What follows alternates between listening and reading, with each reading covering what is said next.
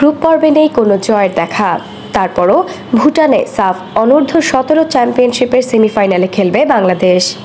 প্রথম ম্যাচে ভারতের কাছে হার মেনেছিল শেষ মুহূর্তের গোলে। দ্বিতীয় ম্যাচে মালদ্বীপের সঙ্গে 1-1 গোলে ড্র করেছিল কোচ সাইফুল বারী টিটুর দল।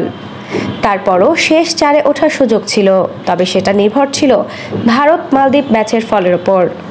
সমীকরণ ছিল এমন, মালদ্বীপকে কমপক্ষে 2 গোলের ব্যবধানে হারালেই সেমিতে খেলবে বাংলাদেশ। শেষ পর্যন্ত ভারতের জয় সুবাদে সেমিফাইনালের টিকিট কেটেছেন লাল সবুজের প্রতিনিধিরা। মঙ্গলবার গ্রুপের শেষ ম্যাচে ভারত 3-0 গোলে উড়িয়ে দিয়েছে মালদ্বীপকে।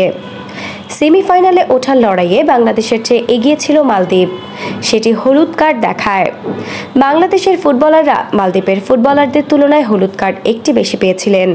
তবে ভারতের বিপক্ষে ম্যাচে মালদ্বীপের পাশে আরও একটি হলুদ কার্ড যোগ হওয়ায় এসেছিল সমতা, কিন্তু সেটি ম্যাচের 70 মিনিটে। এর আগ পর্যন্ত মালদ্বীপ 1-0 গোলে পিছিয়ে পড়লেও হলুদ কার্ডের হিসেবে ছিল এগিয়ে।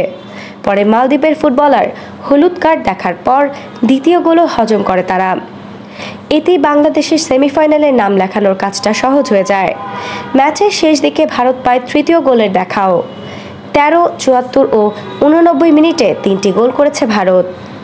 6 পয়েন্টের পুঁজি নিয়ে ভারত এই গ্রুপের সেরা।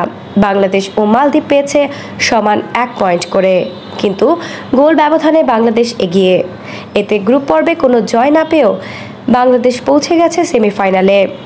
সেমিফাইনালে বাংলাদেশের প্রতিপক্ষ এখনও জানা যায়নি। আজ বি গ্রুপের শেষ 2টি ম্যাচে খেলবে পাকিস্তান, শ্রীলঙ্কা ও নেপাল, ভুটান। এখান থেকেই নির্ধারণ হবে বাংলাদেশের সেমির প্রতিপক্ষ। আফসানা নওরিন, বাংলা স্পোর্টস।